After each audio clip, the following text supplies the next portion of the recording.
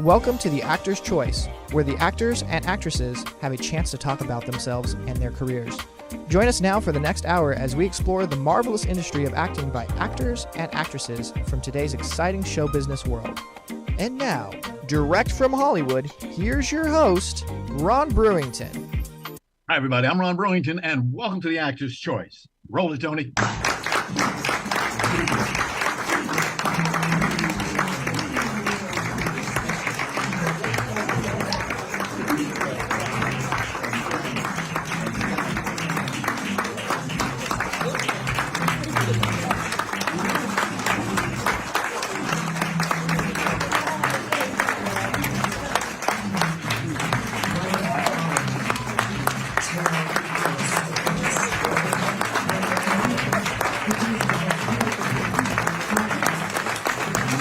Beautiful.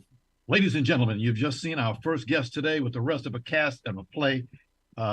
Taking a bow. Now, over the years, this has been done like this with hundreds and hundreds of actors and actresses performing a play in the renowned Roby Theater Company located in downtown Los Angeles. Ladies and gentlemen, please welcome the one only person that everybody, when you see this man, tall, good-looking young man, got a little bit of stuff there, but everybody knows him. It's Ben Guillory. Hello, Ron. How are you, sir? Good to see you again. Always a pleasure. Always a pleasure. First of all, can you tell us where you were born? Louisiana. Louisiana. What city, sir? It is Baton Rouge? No, it wasn't. It's Opelousas. Okay. Opelousas. It's about 3 hours southwest of Baton Rouge. Okay. Yeah. My whole family was born there. My mom and dad were born there. If you blink, you miss it. You know, it's that kind of small, very small rural town, you know. See, what the photo we just saw, a lot of people coming into that place where you've been at for so many, many years. One can say you never have a dull moment at that faculty, do you? No, you know, the kind of work we've been doing for 30 years now, Ron. Uh-huh.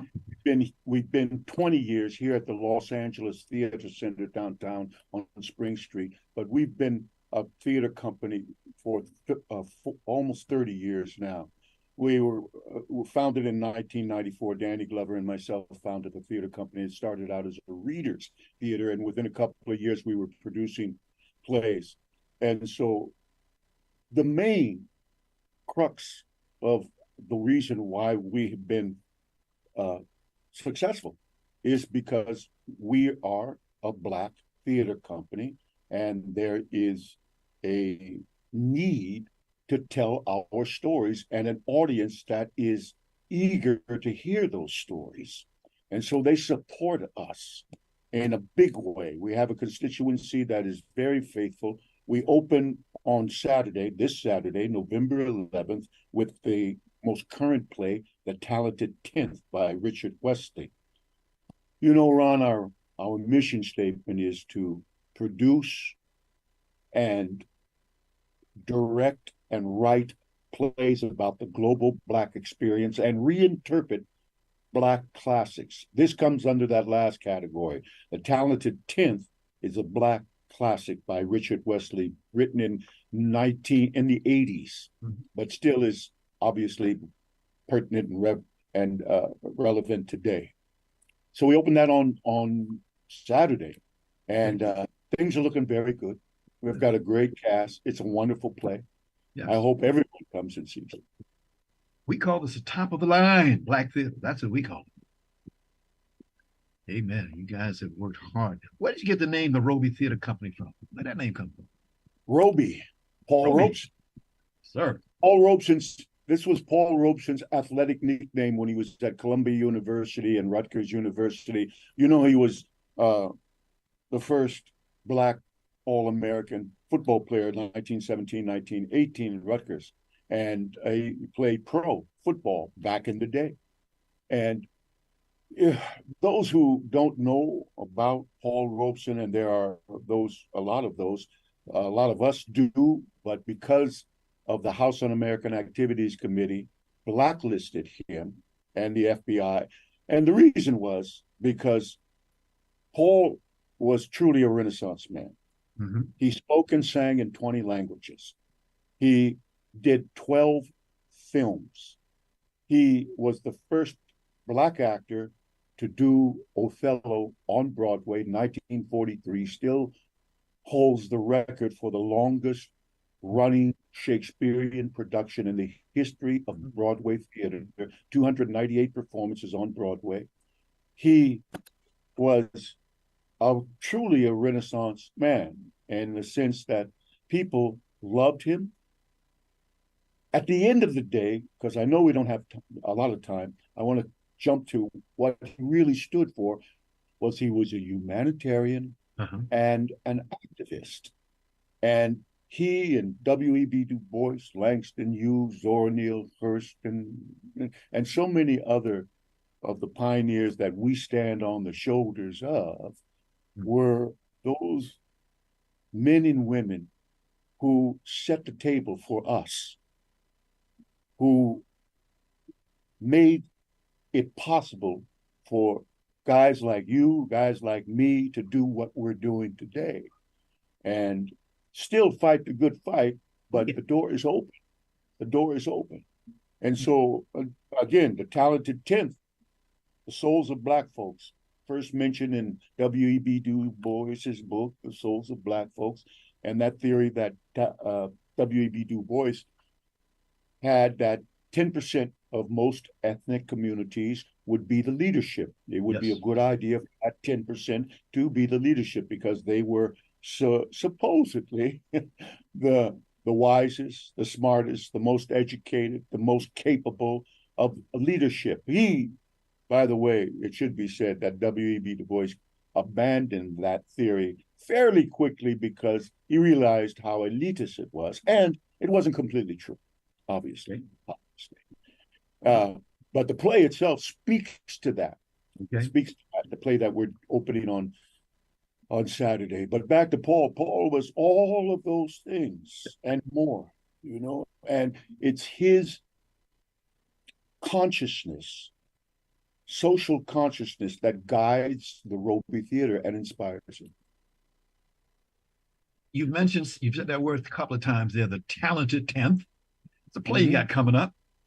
A gentleman named Richard Wellesley. He's the writer. Yes. And you know, Richard has a resume that goes, Jesus. I mean, it goes back to the 70s. Yes. I mean, he's a multiple award-winning playwright and screenwriter. Uptown Saturday Night, Let's Do It Again. He wrote those screenplays back in the early 70s and is continuing to obviously be an active playwright, screenwriter. Right. He's a very gifted playwright. And he said he'd come. He's going to come and make it to one of the performances. And I'm anxious to see him again. We see each other every now and then at theater conventions and festivals. Richard Wesley. Wesley, Richard Wesley. Mm-hmm. You're the producer and the director. Yes, sir. Yes, sir. You know, I'm pretty much the hands-on day-to-day producer here at the Roby Theater Company, along with a wonderful, wonderful, wonderful staff. You know, this is very much a collaboration. This is not something that one person can do. Even when they say it's a one-person show, it never is. There's a whole creative team behind that one person in the show. And we have a cast. We have Sterling Bradley, Tiffany Cody, Leo Douglas III, Monty Escalante, Nick Few, Julio Hansen, Jessica Obilon, and myself. I'm in the cast as well. We have a wonderful group. The play is so inspiring, and we're in pretty good shape. Yes. We're going to tech rehearsals tonight. Right. Tony, can you show us number 11D for just a moment? This will show. There they are, handsome young men. Who are those handsome young guys? That's Julio Hansen on the left. That's truly next, and that's Nick Few. And then we have Sterling Bradley. Wonderful. These are the gents of the cast, and they're a powerhouse. Okay. Tony had showed you just one of the ladies. Tony, can you show a couple more of those ladies? There's one, Tiffany Cody has done 4 productions with us, just a consummate artist. We're lucky to have her on board. Okay. That's next. All ladies. Rogelio, Douglas the third. Yes. There is a lovely woman is Jessica Oberlin. Mm-hmm. Next lady. Wonderful actress. Who that lady? Monty Escalante. She was in our past cast where we showed the bow from the past production that we did, A Heated Discussion. So Monty's been in a couple of our productions thus far. Okay. To see the play, I'm standing outside the door. Can you tell me about the synopsis of what this play is?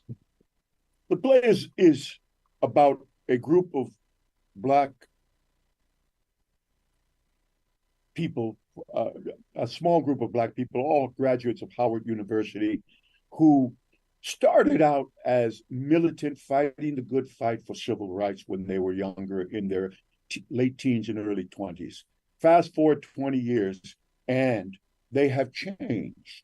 Their values have changed. And one of them in particular, the character of Bernard, is regretting that his values have changed because he found that he has achieved the American dream. Good job, wonderful career, making lots of money, has a beautiful wife, 4 kids, couple of cars in the garage, going on extravagant vacations, but something is missing, and it is the values of the days when he were young, when he was fighting and they were fighting for something larger than themselves. The American dream is not really all that it's cut out to be, depending on one's consciousness. Yes. And he is trying to get back to that, to retrieve some of those values. Others are content with those values because that's the good life. That's that good life, you know. But some are not. And the play is about him navigating that road to finding what he finds to be truly valuable in life. I got one for you. You ready? What excites you the most about this play? The play itself, what it speaks to, and the collaboration. I love the creative process. To decipher the play, to sit in a room with those artists and the support group that is part of the Roby Theater Company, and decipher, take it apart, and put it together, and to be able to tell the story. It's the creative process that really excites me, the entire creative process, which includes all of those elements. Gotcha. Storytelling. Here's another one I got for you. What would you do with what seems to be success? Say that again. What seems to be success to me? What would you do with what seems to be success? What would I do? Yes. I took that one from the publicist. I think I'm doing it. I think I'm, we all have, there's those good days, and then there's those days that maybe you should have stayed in bed a little longer or something, right? Yeah. But, for me, this work that we do is very fulfilling, very satisfying. We tell the stories of the Black culture. I work with artists that are wonderful, creative people. They understand what we're doing. By that, I mean they understand the value of what we're doing and what we're attempting to do. Sometimes we fall a little short because it isn't a perfect world, but it's all a learning process. Yes. It's an art of all of that. And so I would continue doing what I'm doing. Okay. There's a picture that's getting ready to come up. A gentleman by the name of Jaden Thomas Gillespie. There he is. Can you tell us about this gentleman? Jaden Gillespie was a young man who was an artist, and he was a filmmaker, a very, very young filmmaker. And I knew his mom and his dad. They lived in Vegas, and Jaden met his end very prematurely. It was a tragic thing, and we've dedicated much of what we've done to Jaden, especially with the heated discussion production. And his mom and dad have supported us. We support them, and we support Jaden's memory and his legacy as a filmmaker. And he did have a legacy, even though he was just with us for a short time.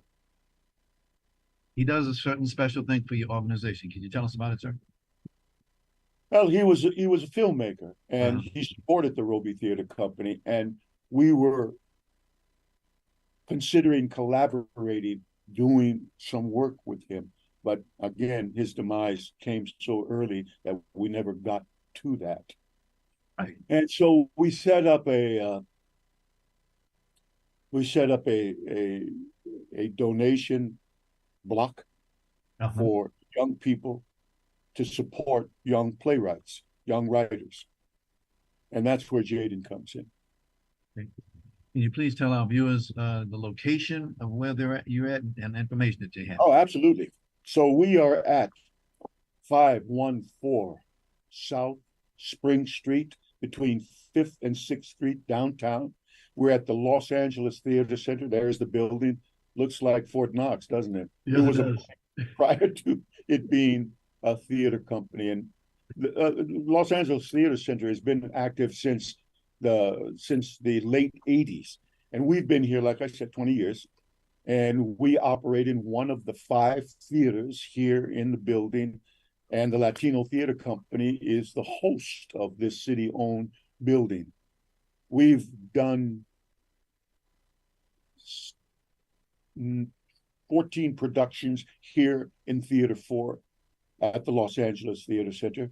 We run Thursday, Friday, Saturday, 8 o'clock curtain, Sunday, 3 o'clock matinee. We'll run with the Talented 10th, we'll run from November 11th, this Saturday, through to December 10th.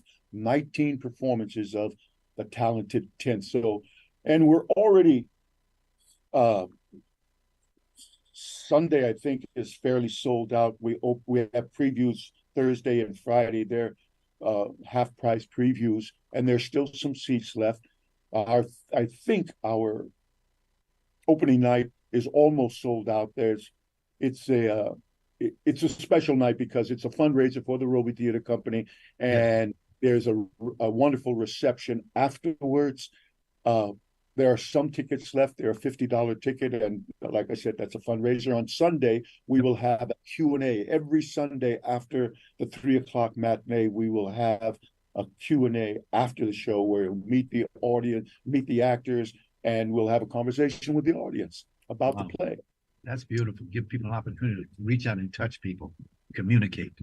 Absolutely. And the play provokes a lot of dialogue, Ron. I mean, it is very thought-provoking, very, very thought-provoking. The characters are very interesting. Yes. What they stand for, what is talked about in the play is what we still talk about to this day. And that's what is really valuable. What should we really consider cherishing in life? And it's not always about things, stuff. Those things that are more or less about money. That is not the priority, or probably shouldn't be the priority, although it's a necessity in the world we live in, obviously, of course. But the play talks about these things and measures these things and gives us an insight on maybe how to gauge what, as you said, about success. How do we each measure success? There's a telephone number that you have that people can get some information on if they need to. Absolutely. 818. I'm sorry. 213-489-7402. 213-489-7402. And I have tickets. Yeah. I have tickets giveaway, Ron. We I hear have you. tickets for opening night Uh-huh. that we give away, two tickets Yes, for opening night, and four tickets for any time during the rest of the run.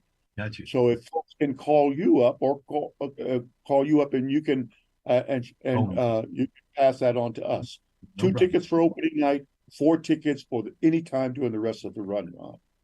The next guest is not here yet, so we can get that gives you a little extra time to do what you want to do, sir. Uh, Ah, okay. we might have forgotten that there's a time change. You know, a lot of people they have that problem today. All right. Yes, Yeah, yes, right, they yes. forgot about that. Us, um, oh, okay, he just showed up. He just showed up. No, not this gentleman. I was looking at another gentleman. Um, there are the question is there are some future plays can you, coming up at your place, the Roby Theater Company. Can you tell us about them? Well, there is a reading of Pauletta's play coming up. Uh, it's entitled "Last Night at Melis's," which is an old nightclub in Los Angeles, and the play is about uh, James Baldwin. Yes. James Baldwin's last days, Uh-huh. and Miles Davis is a character in it. Uh, of course, Jimmy's in it, and my Jimmy's brother is a Uh-huh. character play. It's a brand new play by Muhammad, who is a New York writer. We have a series of play readings Yes. that we are doing that are developed work from our playwrights lab. Our playwrights lab is 25 years old at this point, and some of those playwrights have written some wonderful plays, some that we've produced along the way. Uh, Birdland Blue about Miles Davis, uh, the magnificent Dunbar Hotel, of course, A Heated Discussion. Levy Lee Simon wrote both of those last plays. He's a playwright that we've had a long, wonderful professional relationship with, and I think a gifted playwright. And he's been a pillar of our community in developing new work. And Buffalo Meets the Thunder, Yep. Paulette's new play, is in consideration for production. Uh, and sheesh, I would think uh, The Dance is another play that are considering production. Yes. So there is a lot of irons in the fire, and I just have to make some decisions. Our budget will only allow us to do two full productions a year. The play readings are part of our developmental process. And when we commission a new play, which we often do, for instance, those plays I mentioned with Levy Lee Simons are commissioned work. We work with new work and develop that.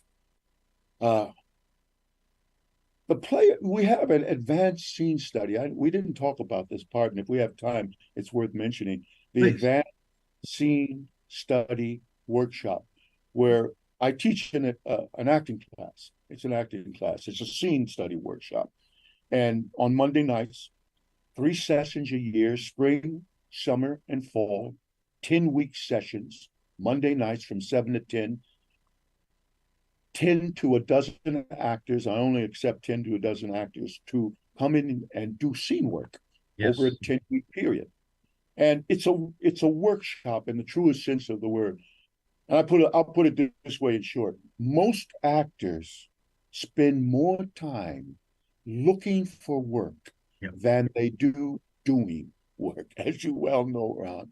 And so it's important to have a place that they can focus and concentrate on craft, on the work itself. And Yes. that's what the Advanced Scene Study Workshop is all about. It's working scenes with other warm human beings.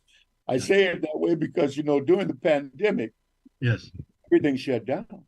No, it did. There are some theaters that simply did not make it. They fell by the wayside because of various reasons, budget cuts, uh, and just the whole idea of what was going on at that time. And And Guillory, can I ask you a question? sure, sir, What made you get into acting? storytelling. I've always been an admirer of the arts, Yes, and it's the acting. You know, most other artists have a tangible thing they work with. Painters have paint and paintbrushes and canvases. Writers have words and a paper and a pen or a laptop, and they do it that way. They have a tangible thing. A sculptor has that. A musician has an instrument that they play, even if the instrument is their own body, self, yes, voice. Actors are truly, really the instrument and the material of the art form. It comes from the body of the actor, the yes, soul of the actor, the soul and voice, their whole physiognomy. yes. All of that is the actor. And I always was enthusiastic in the physicality of telling stories. And that's one of the things that attracted me to the art of storytelling, is that one uses themselves to tell the story. And once we, unfortunately, we have to look, the other guests are coming on the line right now. But once again, we are very, very honored to have you as a guest here on the Actor's Choice. We know this is going to be a good run. So, folks, do come on down to the Roby Theater Company, located in the Los Angeles Theater at 514 South Spring Street, Los Angeles, 90013. Okay? And please give my best to your publicist, Philip Sokoloff. That guy, I like him. I will, Ron. And when you God take bless care, Thank you. Thank you. talented Ladies and Tim. gentlemen, Ben Guillory. Love to say that name. Thank you. This is the Actor's Choice. I'm your host, Ron Brewington. Roller Tony. We would like to let you know that we are asking the Actors Choice Squad to help us get former baseball player Kurt Blood into the Baseball Hall of Fame. Now, Kurt, who passed away January 20th, 1997, was the husband of one of our wonderful guests, renowned actress Judy Pace. So please contact the TAC office, 213-349-3941. It's 213-349-3941. We sincerely like to thank each and every one of you for being a part of this magnificent award for a great baseball player. Okay. Roller Tony. Ladies and gentlemen, we want to thank you all for the incredible number of requests that we've been receiving for flyers, postcards, business cards, and other collateral. To streamline the process, we kindly request that you visit our request page and submit your requests, including those of our on-site peers for marketing and PR collateral. Please provide us with a minimum of 48 hours lead time. Our link is www.theactorschoicela.org/requests. Again, www. I like that way. You could say www. That works the same way. The Actors Choice, LA.org requests. Okay. Thank you so very much for following the Actors Choice. Roller Tony.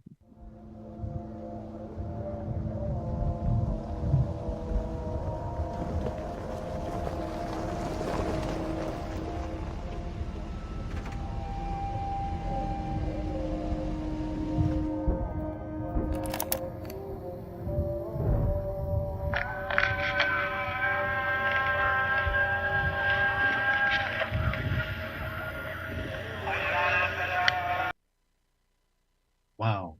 Look at what you just saw, ladies and gentlemen. My next guest here today has been putting up theaters here in Los Angeles shortly after he got out of the military. And thank you, sir, for wearing that uniform. I know we only got a little short time, but thank you for wearing that uniform. Thank you. Some of the recent projects that he's done include Sam Shepard's Back Bogue Beast Pete. Say that word. Wow. At the Yard Theater, Geraldine Iona's Scraps out of the Matrix Theater, and a reading of his play Odysseus, the Temecula, the Met Theater. So as they say in this business, not bad. He's doing very good, very good. Got a new place out, ladies and gentlemen. We're going to talk about it. It's called, what's the name of that place that you can put now, sir? Mama, Mama, Can't You See? Oh, did you hear what the man said? Can you see it, Mama? Can you see it? Can you see it? Ladies and gentlemen, please welcome actor, reporter, Stan Meyer. Stan, thank you very much for being here. Thanks for having me. Okay. Welcome to Actors Choice. Before we get started, where were you born at, sir? Cleveland, Ohio. Cleveland, Ohio. Then I'll ask you the same question I just asked that other man. What made you want to become an actor? Um, Kind of got lost, and a band of thespians took me in as one of their own. So, a friend that I served with in the military ended up getting his MFA in theater, and when I got out, he kind of brought me into his friend circle. I'm a storyteller, and that's all she wrote. Let's jump right to your play. Tell us a synopsis about what this play is all about, please. My friend Zach Davidson, who's directing this play, asked me to write it for him after hearing enough of my war stories over a long enough period of time, and it tried to get me to relay my experience, excuse me, in Iraq. And I kept on trying to tell the story. It's very hard to get the traumatic experience right. Yes. It all feels a little bit wrong and off. So the play isn't as much a war story about what happened, but it's about a man trying to figure out how to tell the truth about something that is impossible to tell. And so in Mama Mama, you find me trying to find the language, trying to find the way, trying to find the reason to say the things that are really hard to say, and I can't do it by myself. So I have to enlist the memories of my friends who have passed, that I lost in war, and they come to help me, and we try and find the truth in the end. Tony, can you show us number 34A? Number 34A, this is a nice picture that we have there. It shows what this play is all about. That's what excellent. That gives Tony's taking care of that. There it is. It's coming up there. Anyway, while he's doing that, you wrote your. Let me say, you do two things. You're a gentleman who's a writer. You're a gentleman who's an actor. What do you get out of it, sir? Writing came naturally to me. Academics did not. So I found the path of least resistance was if you gave me an opportunity to just use my creativity and write, then I was comfortable there. So that always was second nature to me. And then the experiences that I had, my writing had to kind of rise to the occasion of the stories of my own life. So I had to figure out how to articulate these very complicated things. And I think it forced me to become a decent writer. And then I never expected or wanted to be an actor, but I kept on finding myself wandering out onto a stage now and then. And the experience of being out there with a team, with an ensemble, where that curtain comes up and you are out there together, you got to figure out together. It's really kind of the only other place coming home from war or the military that I feel the collective soul of a group come together as one, where there is no I, there is no me. It's all about the ensemble, and that felt really natural to me. So I really got kind of addicted to that experience. All right. Tell us about how the play structure is set up, what days you have, how much it costs to get, and things like that. We open on November 10th, which is Veterans Day, or the Marine Corps birthday. Hoorah. Hoorah. And we will be running until December 10th, weekends, evenings. And the way to get tickets is through coinandghost.org. They have the ticket sales on their website. There's a big blue banner at the top of their screen as soon as you log in there. And you can find it there. I think they have a few evenings and weekends where they, pay what you want, and bringing in students from universities to, talkbacks and whatnot. Okay. Can you tell us the dates, place, and times for this play? Yeah, of course.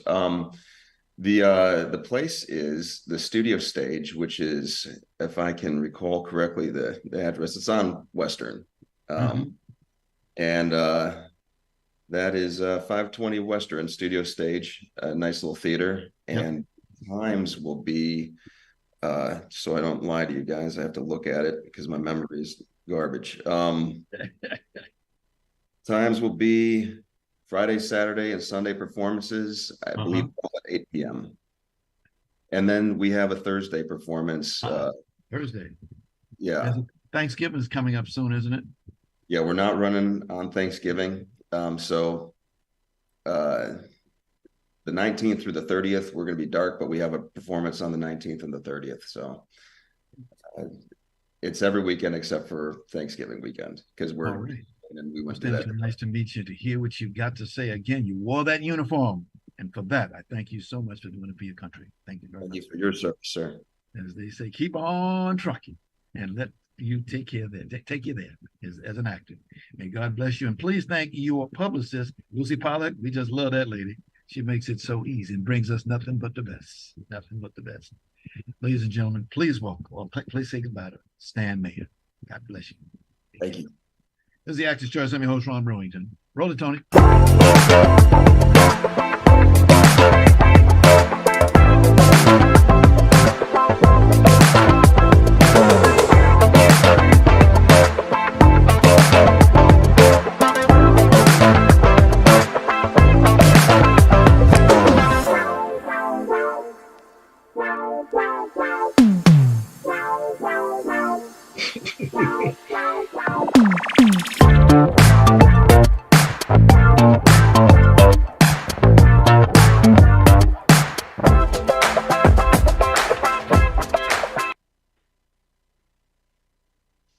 Ladies and gentlemen, for more information about the TAC Roll channel, please call us at 213-349-3949.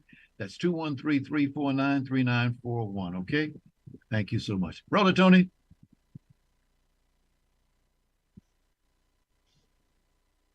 Ladies and gentlemen, my next guest today has been putting up, we'll go with this because we can go back on it later. We'll come back later.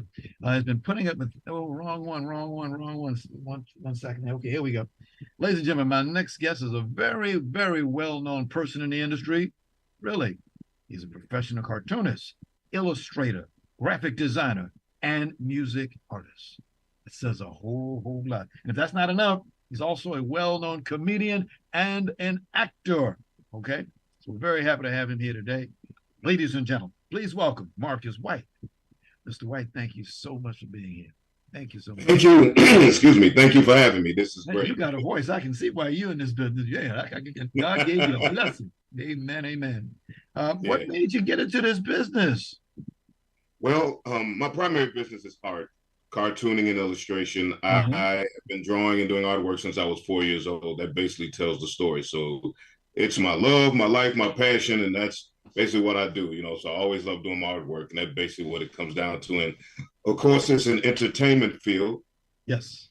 So kind of goes along with everything else, All right. And first off, again, thanks again for having me on here. This is great. This is really cool. We're still kind of getting used to the, the Zoom meetings and everything. Some of this new technology, still kind of new to me. I got an old school demeanor, so excuse me if I. How long have you been doing your art that you're doing right now? Like I said, I've been doing artwork since I was like about 4 or 5 years old. Professionally, I would say since about roughly about 99. So we're rolling in close to about 24 years, if I'm thinking right. Yeah. Okay. Right. What kind of professional art have you been commissioned to do? When I look at your papers work there, man, you got a lot of good stuff going on there. Thank you very much. Oh man, I've pretty much been commissioned for a lot of things. Portraits, posters, graphics, logos for companies. I've done even a couple of album covers. Well, I guess you would call them like singles, like music single covers for a couple of rap artists. Well, they're pretty well known. They're popular. I wouldn't say maybe like top tier, but they're still pretty well known rappers. I've done a couple of things for them, and I've also done some artwork for professional boxer Rob Blackwell. I did a few years ago, I did some artwork for him. I did some comic book cartooning artwork for him. Okay. So I've been kind of around, and mostly I get like a lot of small commissions like that.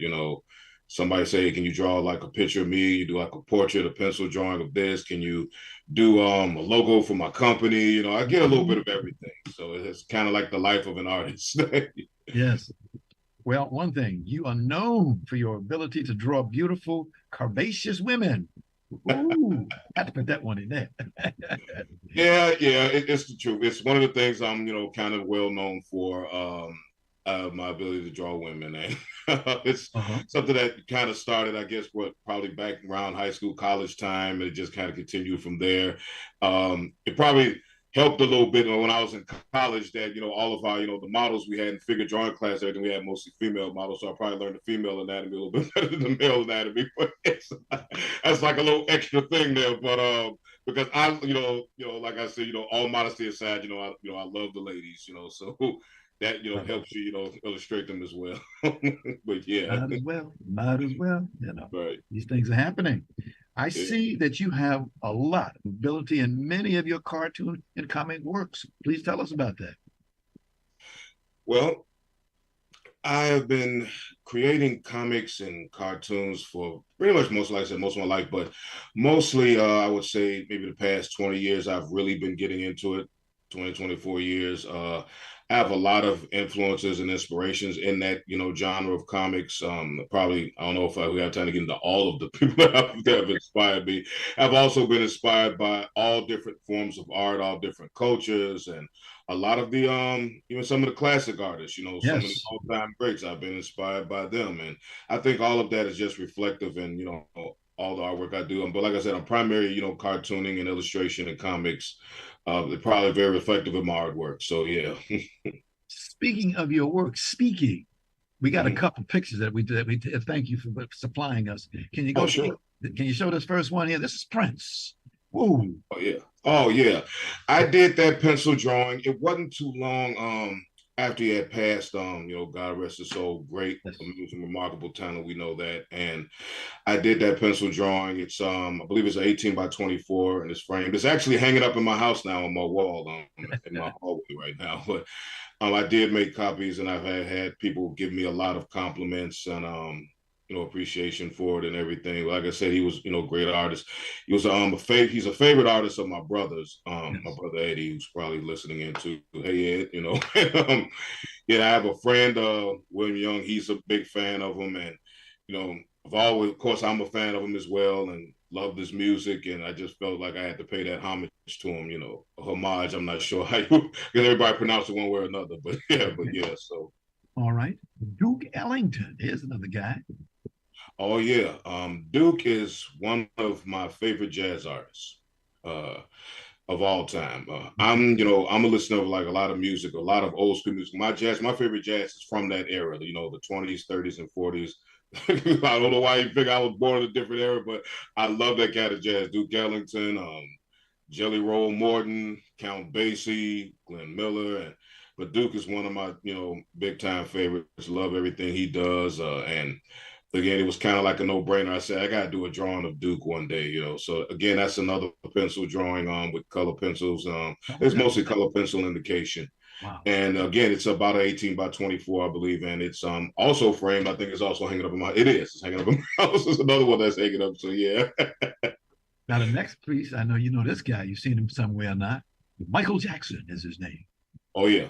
Michael, my favorite music artist of all time. No deny there.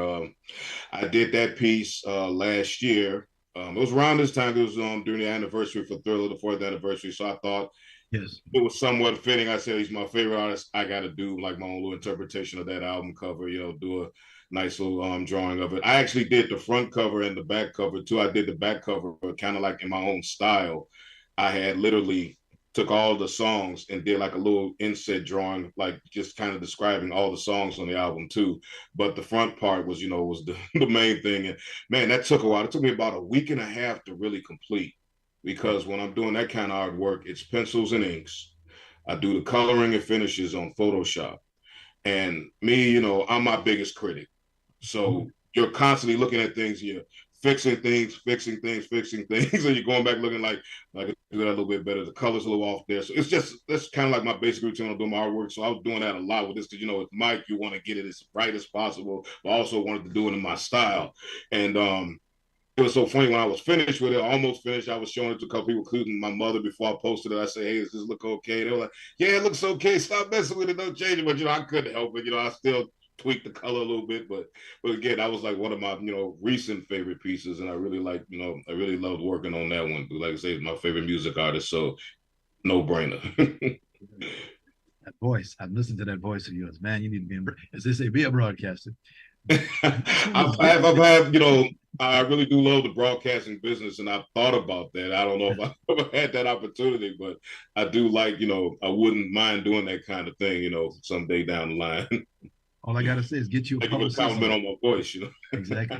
All I can say is get you an agent and a publicist. That's those two people you need immediately. Oh yeah, well, Cynthia Busby, she's currently my publicist, and again, shout out to her and Busby Promotions. Getting me on the show, and so I'm gonna make sure I keep that in mind when I talk to her again. Like, hey, give me some broadcast. I want to be a DJ. I'm an artist first, but yeah. She's watching you right now as we speak, so I know you. Oh, cool. Hey, Cynthia. Hi, Busby. How you doing, Busby? Next person, Bill Russell. Bill Russell. There it is. Yeah, there he is. Oh yeah, great, all-time great basketball player, one of the best. I don't have to tell you that. And again, when he passed on and transitioned, as you will, and again, it was just another drawing. I said, well, I got to do this, and it was pencil drawing, and it took me a couple hours to do. I know every artist is different. Some artists can draw real fast and slow. I like to take my time with those kind of portraits, but sometimes I look up and that's actually probably relatively fast for me. Sometimes I like to take maybe 2-3 hours, to get one done, but kind of came, the flow of it was really well. I remember that. And again, it was, just an honor just to even do it and, just to have it in my portfolio and just, and promote it, on my site and everything, because again, Bill was one of the best. And hey. Yeah. Next gentleman, Dr. Martin Luther King Jr. Oh, absolutely. That was my first time drawing him, believe it or not. That was a few years ago. And I actually did a video on my YouTube page documenting it. I did speed up the video, or else otherwise it would have been like about a 2-hour plus video. But I sped it up when I was president, but I did. That was my first time actually documenting myself and actually filming myself live drawing, something I had never done before. Kind of an interesting trick, you sit there, see yourself from the outside looking in, you actually see yourself penciling, and I see all the little nuances of me going in and out, measuring things off. But again, with Dr. King, again, another great man. We wouldn't be where we are right now, of course, if not for him and his contribution to just the world in general. And I wanted a subject for that video, and I thought he was a great idea. So I have never drawn Dr. King before, interesting enough. Like, let me go ahead and do it. Yeah. So yeah. Yep. Indeed. We got a few more minutes. One of them we definitely got to see this one. The gentleman's name is Marvin Gaye. He's going to roll something for us. Oh yeah. The Marvin Gaye poster. I did that one. In the past few years, I've been doing a lot of just my interpretation of movie posters, and for a minute, I decided to try a couple of music posters, like maybe my interpretation of how the concert poster would look had I, been hired to do it. Again, all this stuff is self-promotion, just to put my artwork out there. I remember I did one for Carly Simon, but he was the first one I did, and I did 2 different versions of it. And I was trying to decide which one looked the best. And I said, well, you know what? Usually when they do these kind of posters, they'll do more than one kind. I'll just post them both. I'll keep them both in. But again, one of the best music artists of all time. To me, these kind of artists and these icons are no-brainers for me to do artwork. They've inspired me, and I'm always inspired to, to illustrate them. Okay. Absolutely. Ladies and gentlemen, Marvin Gaye. Yeah. Okay. All righty. Waiting to see it come up. You see, I know I didn't see it on my end, but yes. I was hoping to see it on yours. Yeah. I knew the poster you was talking about. Okay, yeah, the opening for Marvin Gaye. Okay, all right. Yeah. It didn't come up. Okay, a couple more questions. As you let's see, education and background. You talked about upcoming shows that you're going to be doing. Potentially, it's still I'm still getting together and getting all my information. I may be doing the Romeo Con. That's a comic book convention in Romeoville, Illinois, this coming weekend. I believe it's between the 10th and the 12th. Oh, okay. Well, we've lost him. Okay. And Okay. the head of that one, Jack Chavez, he booked me for this one. It's another little smaller festival, kind of like with horror and sci-fi and fantasy. And it's a one-day thing in Thornton, Illinois. I will be doing that one. I believe it's on December 5th.